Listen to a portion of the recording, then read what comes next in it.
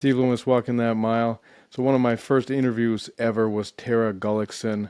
Tara's quite an inspiration.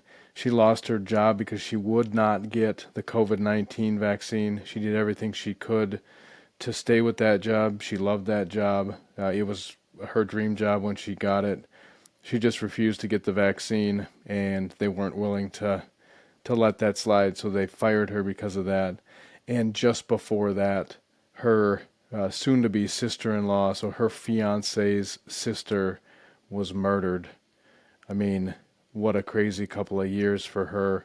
And she came out on the other side, and she and her fiance built this business. I mean, it's Tara's business with the backing of her fiance, Jason, but she put together this coffee truck, and she's quite an inspiration. So you were working for the Mayo Clinic, and of course, COVID hit, and there were these mandates that a lot of companies were putting out as far as requiring you to get a vaccine, right? Yeah. That Yep. that was the ultimately that was when you got fired. It was because you said no. I'm Yes. that I'm very I don't like to put a lot of like I'm particularly like with what I put in my body and like I guess more of a naturopath you would consider me. So you started working for a construction company. Yes. So after I was fired from Mayo, I started at Priority Construction in Hmm. Rochester. And they took me under in their wing. And like I said, I was very, my self-worth was not very well at that time. A lot of emotional stuff was going on.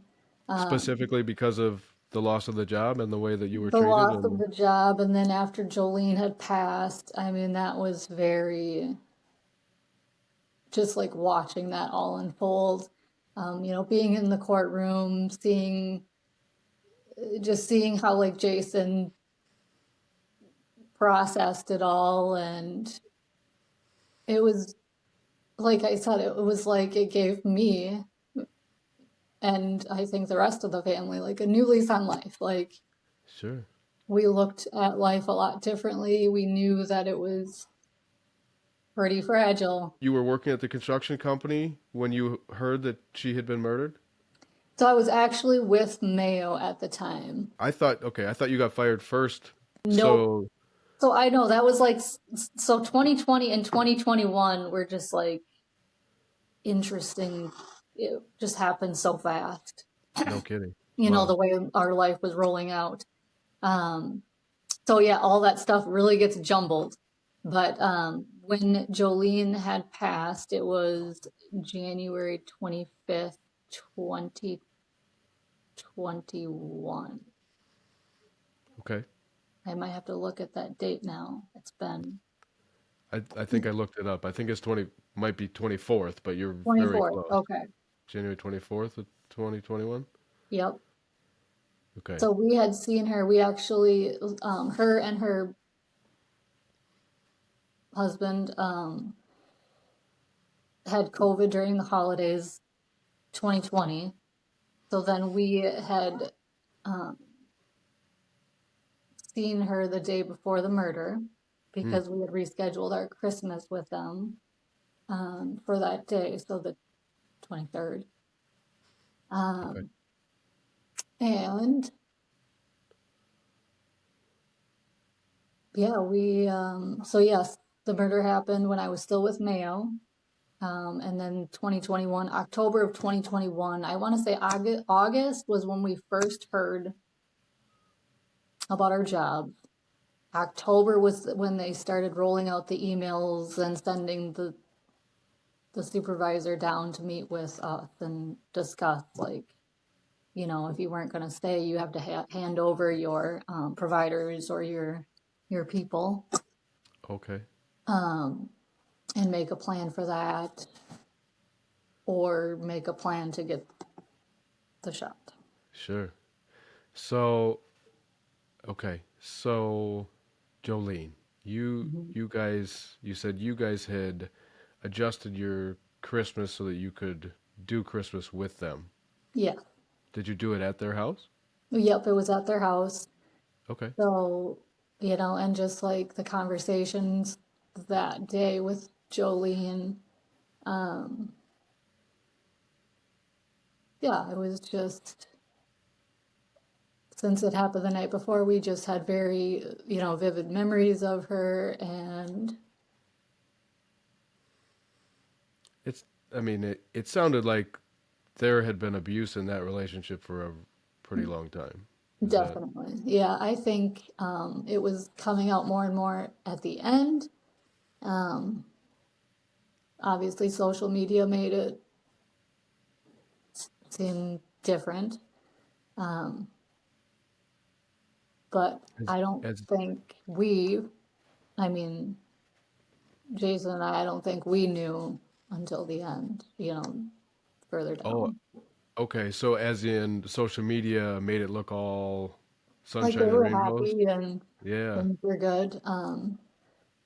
I do know that there was like some financial difficulties between the two. Okay. Okay. Yeah, and so I mean it had there was some maybe there was some inkling of some issues, but nothing out of the ordinary as far as like couples have arguments. Sometimes finances aren't perfect. Sometimes people aren't happy with their jobs or whatever. Yeah. So you're saying there wasn't any real red flags for you guys until after the fact? I mean, not of abuse, no. Oh, okay. Of something maybe not right with him, there was flags. So red flags with him as far as substance abuse, as far as mental health. What do you mean? Definitely some mental health stuff. He was pretty open about it. He was a pretty open book about, his upbringing, his childhood. And, like it was well known that he had loaded guns around the house. Like my kids knew it. I was very, every time we went there, I was very vigilant to explain to them, you know, you'll see that stuff laying around. You just don't touch it. We just, Yeah, so he volunteered the fact that he had some mental health struggle, like depression and that kind of stuff, or definitely, yeah. He talked a lot about like his upbringing and his childhood and being like abusive, I assume. being Or, abusive, yeah. yeah, abusive Just not upbringing. being the best upbringing, I guess. Kind of sad. Not so abusive, just like sad. Like, wow, I'm really sorry, man. Like just sad stories about like, I don't know, neglect and stuff. So I see. Okay.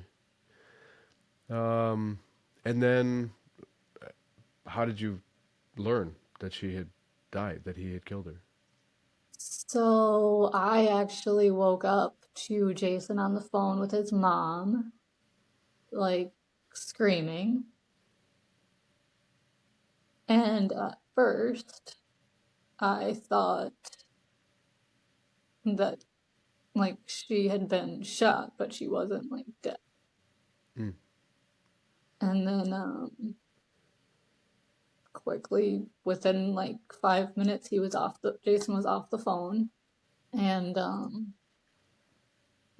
getting his jeans on and his socks and all that. And I was like, "Well, where are you going?" He's like, um, "He shot my sister," and I didn't have to ask another question because I knew who and I probably knew with what. Mm. And yes, um, yep, I did.